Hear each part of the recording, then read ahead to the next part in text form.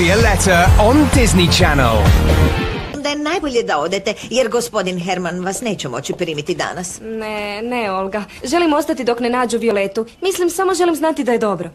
Kako god želite.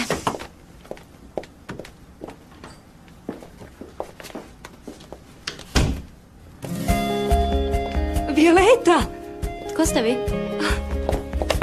O, Bog, Violeta. Ja sam tvoja... Pa recimo da sam stvarno jako dugo čekala ovaj trenutak i... Zapravo je moj tata taj kojeg morate uvjeriti. Vi ste za novu učiteljicu. Razgovarajte s njim. Bježanje od kuće ne rješava probleme, znaš? Čula sam da si se posvađala s ocem, ali shvaćaš li da bez obzira što je lažljivac, što je tvrdoglav, on je tvoj... Nije on tako loš. Nema, znam, mislila sam na roditelje općenito. Lakše razgovarati s njima nego bježati od njih. Ali moj otac ne sluša, on se dere. A moja majka... Ona nije više... Da, znam i to. Mora da ti jako nedostaje.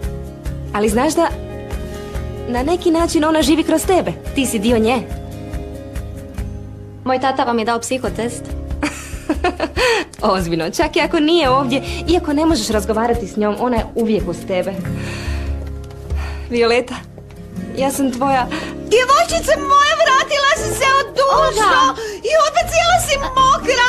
Ajde, treba ti topla kupka. Hvala ti. Gospodine Herman, malena se vratila.